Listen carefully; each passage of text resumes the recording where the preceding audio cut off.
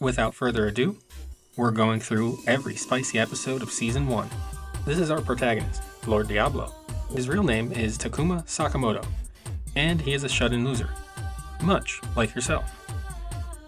Diablo is the only demon lord in Cross Reverie, the most popular MMORPG in the world. He is also just a character played by Takuma. He has legendary equipment and stats, and I cannot stress this enough, he has zero charisma, no riz, no people skills at all. He gets isekai by a cat girl and an elf kissing him. Really typical anime stuff here. Diablo has an existential crisis due to being in a new body and a new world. He gathers himself well enough to tell the two women to stop fighting and shake hands. And you know what? They do.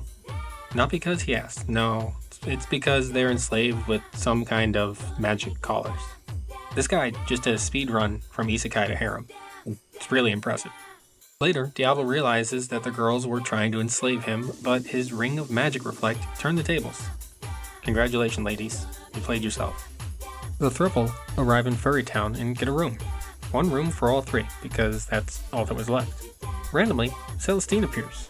Yes, she has purple hair and is dressed like a priestess, but she's totally not.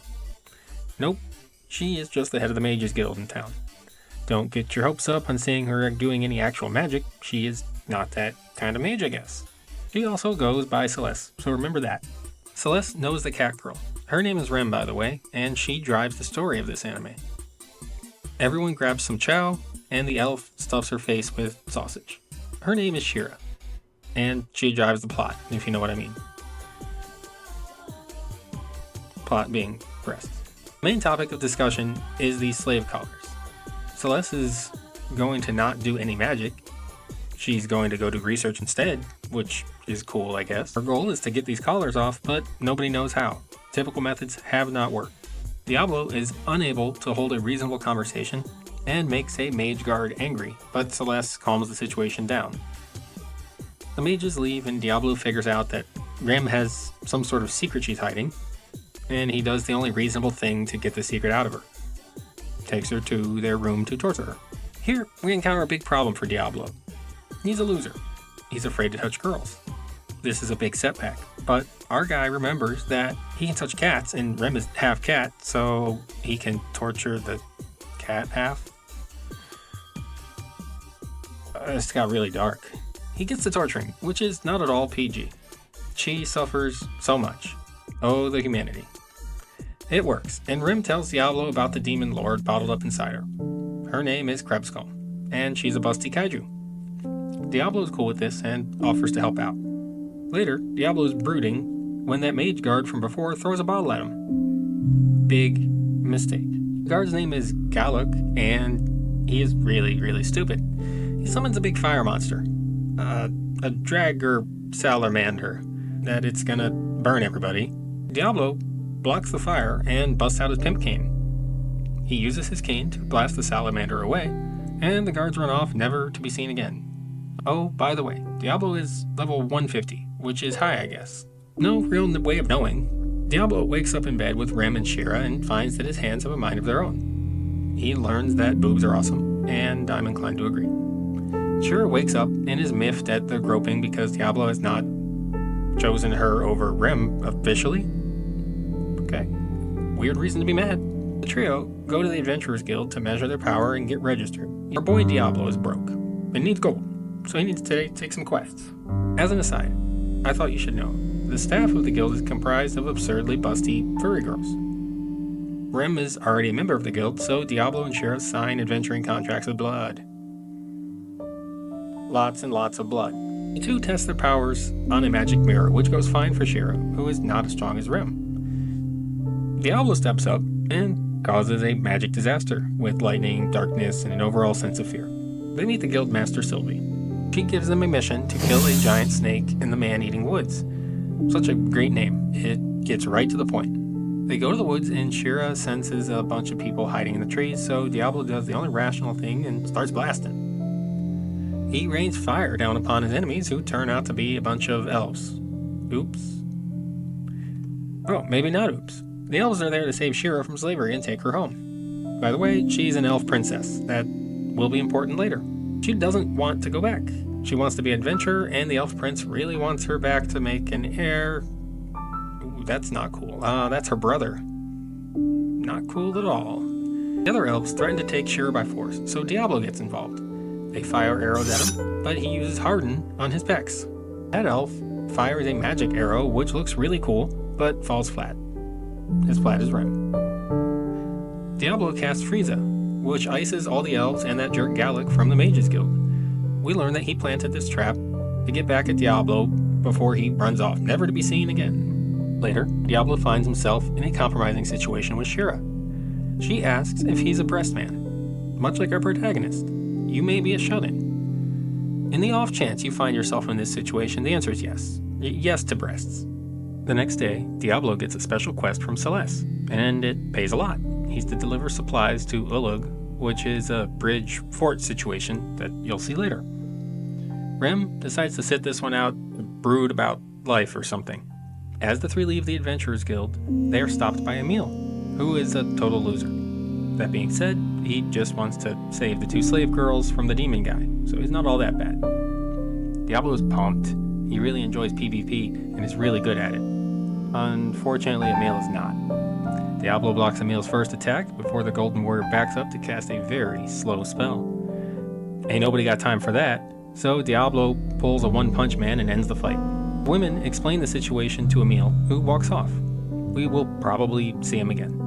Shira and Diablo make their way to the fort to deliver a picnic basket, but they find out that a bunch of Fallen are coming to attack. The Fallen are boss-strength monsters from Cross Reverie. They aren't typically found in large groups. We learn that the Fallen are after the demon lord Krebskulm, who resides in Rem. So Diablo offers to solo about 100 of them, which is unheard of. Fun fact, the Fallen are just big, ugly furries. Diablo starts blasting the Fallen, and we cut to Rem and Celeste. Celeste tells Rem that Gallic was fired, and Rem tells her that Diablo is actually a demon lord from another world. Demon lord from another world. Just then, Gallic busts through the door, covered in blood. He rants at Celeste before whipping out a visibly evil dagger and isekaiing himself. But wait, there's more. He turns into a Fallen and starts attacking everyone. Back at the bridge, Diablo readies to fight the leader of the Fallen, who is garbed in plot armor. Gallic starts popping grapes, so Rem and Celeste run away. They get cornered, and Rem summons a giant bull thing, which promptly gets its ass beat. Emil shows up to save the day, but he's really just a fleshy punching bag. Back at the bridge, the Fallen leader powers up a cool special attack, which is probably going to fail because of Isekai rules. It's a combo attack, and all three land with the last one slicing Diablo in the neck. He's graveyard dead. D-E-D. Dead. JK, he's fine.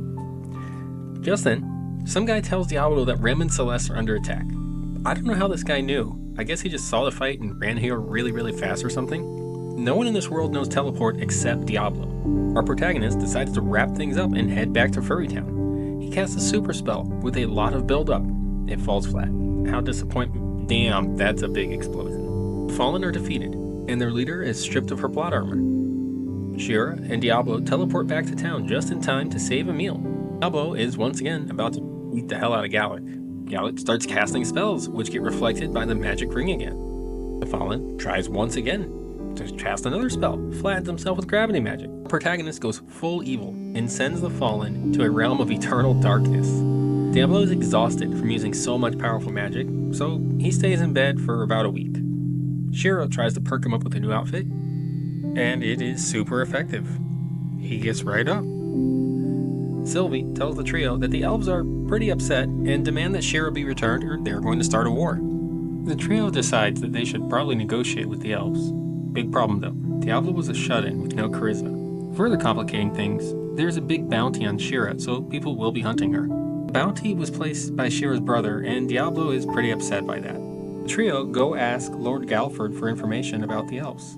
Galford is a bad dude. He single-handedly defeated a few Fallen many years ago. He is also naturally intimidating. Diablo briefly overcomes his nerves and introduces himself properly. Then he immediately offers to turn Galford to ash. As the discussion wraps up, a new character is introduced. Alicia. This is a problem for Diablo because he can't go around killing people in front of a knight, so he goes to buy a badass looking scythe, which is much weaker than his pimp cane. As the party makes their way through Furry Town, Shira gets kidnapped. Rem, Alicia, and Diablo all rush to help. Emil actually saves the day by stopping the kidnappers. Apparently, he's a super creeper with the ability to smell women in danger like a shark smells blood. He takes the kidnappers away to beat them up. No joke. That's really his plan. The party decides to call it a day and get some chow. Celeste tells the party away from moving the slave collars, so Diablo delays stopping an actual elf invasion to get these collars off. Collars which have caused 0 problems so far. The party hit up the slave auction, which is owned by Medios. It is 90% cat girls in the auction, and they are having a slave tea party? Medios offers to buy Rem and Shira, which doesn't go over well. Diablo's not having it. We can also see magical energy, so she knows Diablo is jacked. Also, she can see a ton of evil energy coming out of Rem because she is full of demon kaiju. The technique to remove a slave collar from an elf princess is really simple. Dress as an elf slave. Locate the source of the energy keeping the collar on. Stick a couple fingers in and blast her with energy. What even is this? Later, the party is back at their room, and an elf prince busts in playing a sick flute solo. His name is Kira, not to be confused with Shira. He is a really bad dude, like really bad, evil. He asks Shira to come back with him, and she turns him down. The whole war thing was just a misunderstanding with the Elf King. Shira decides to stay, and her brother leaves. Maybe he's not so bad. Everyone goes to bed, and that's the end of that episode. Diablo dreams of being a loser, whose friends all abandoned him.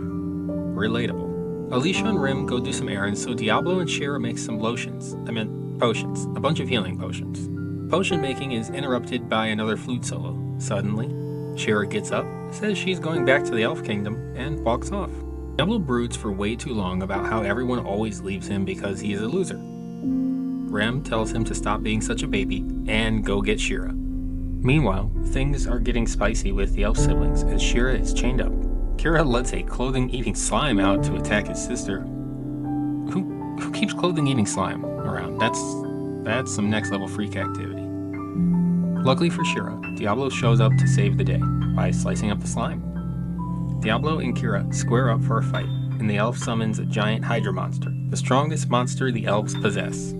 Diablo uses earth magic on the beast, and it knocks the head off, but the Hydra are gonna do Hydra things, so it grows its head back. The Hydra fires back with all the elements. You might think that the magic reflect ring would be helpful here, but you'd be wrong. These elemental lasers are not magic or something. Diablo looks for the Hydra's weak point, but decides to just blast the thing with bigger magic, causing the beast to burst. Kira says some dumb shit and runs off. Bam, he gets his neck chopped. Are you surprised? So is everyone else. Galford pulled off a stealth kill with his boys. He monologues for a while before trapping Diablo in a magic bubble.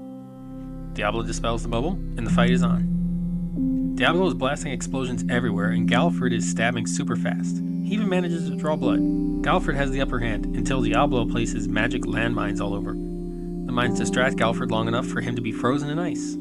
He breaks out and stabs at Diablo's neck before getting blasted. Diablo lets Galford live, which is probably a bad idea. 3 days later, Diablo is still tired, so Sylvie brings him some magic recovery liquor.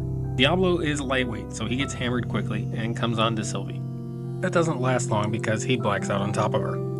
So that's Alicia, and she just killed a bunch of people. And this is Sadler. He likes to kill people too. He only kills the ones who may worship demons. The two exchange words at the capital and both reveal that they're heading to Furry Town, which is really called Faltra. Elsewhere, Shira learns to summon a turkey thing and gives Diablo a magic stone used to help with an enslavement ritual. Rem and Shira go skinny dipping, and Diablo sits it out like a coward. Bath time is interrupted by Edelgard, who got her plot armor back.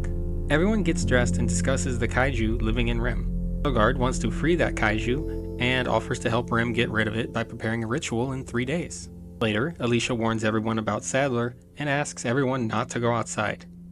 Staying inside is Diablo's original superpower. I'm sure you would do great too. You know, because you're lonely. Unfortunately, the party immediately walks up on Sadler, who is not really looking for trouble. Everyone introduces themselves fine, until Diablo freaks out and announces that he is a demon lord. Sadler uses force choke on Rem, which Diablo doesn't really like. He then tries to turn Diablo into stone, but bam, magic reflected. Everyone meets up to get the demon out of Rem. Look at that, we're back where we started. Rem lays on a stone table, and Diablo tries to remove the demon lord from her. It's the same process to remove the slave collar, which didn't work. It works this time, though. Is the Demon Lord Kaiju gonna crush all the furries? I hope so. Krebskalm is summoned. When the smoke clears, we see Krebskalm is not a giant kaiju after all. She's a lolly, and Diablo offers to fight her. She threatens to kill everyone in a totally brutal way, but she forgot how. She was imprisoned so long that she can't even remember how to fight, or why she wants to fight. She previously set out to destroy all the mortal races. We don't really know what races those are, but I assume it's the furries and elves. Rem and Shira ask her not to kill the mortals anymore, and she agrees in exchange for food. Everyone decides to rename her Clem. Clem falls in love with biscuits and joins the team. I cannot overstate her love for biscuits. On the way back home, a fallen, shaped like an owl, named Ulrix shows up. He talks with Clem for a moment before trying to kill her so she can reincarnate better this time. He defeats Edelgard in about 3 seconds, and Diablo squares up for fighting. As usual, he starts throwing explosions around, where the owl monster counters with a crystal spike. It's a spell, and it gets reflected. Get spirit, fool. Rem saves Clem from the owl, who disappears for now. This fight exhausted Diablo, and all 3 girls restore his energy in bed. Oh, by the way, Alicia wants the Demon Lord to start killing people, and Sadler is back in action. I cannot overstate how much Clem loves biscuits. She sings songs about them, eats them at every meal, decides not to kill humanity because of them. It's all good. Walking through the city, Alicia leads Rem and Clem away. She reveals her evil nature by bringing them to a trap with Sadler. He captures Rem and Clem and brings them to some sort of BDSM church. There, Rem makes Clem promise not to kill everybody to escape. Diablo goes to ask for help finding the girls. But he has no charisma and can't get the words out. Lucky for him, some random person does it for him. Who needs character development anyway? Sadler started to actually torture Rem before trying to kill Clem. Rem sacrifices herself to save Clem. Bad news for everyone. The lolly transforms into a busty kaiju and ruins Sadler's day. Celeste does some actual magic by maintaining a barrier around Furry Town. Meanwhile, the evil faction and good faction both prepare for a big battle. Furry fight. Diablo starts fighting Kaiju Clem, and Shira goes to dump healing potions into Rem. I think she needs a revival potion, but whatever. Maybe an anti-sword potion. He starts to cast a very powerful spell that requires a while to power up. Clem throws a sarcophagus at her friends, and Emil takes one for the team. This gives Diablo time to complete his spell circle and release a high ultimate spell. The spell doesn't kill her though, which would be a problem if Shira and Rem were not there to talk her down. Clem turns back into a lolly, and the good guys take the win. Everyone worries that Clem might go crazy again, so Diablo uses an enslavement ritual on her to ensure that this does not happen again. Everyone is tired after the fight and get ready for bed when Alicia shows up and threatens Shira if Clem doesn't save Edelgard. Clem saves her and tells her that the Fallen need to stop killing everybody. Then, Alicia tries to isekai herself, but Clem puts a stop to that too. Looks like this Demon Lord is not so bad. Well, that concludes this. Overall, I enjoyed this anime. The characters are interesting, and the story is okay. I excluded a lot of fluff and recommend watching the full anime on your own. As far as overpowered protagonists go, Diablo is a solid 3 out of 7. He's socially awkward, but that's about it. Really no depth there. The other characters are your typical harem cast. Well, with the exception of an odd Demon Lord. And the world is overall pretty shallow. Check out my channel for more recaps.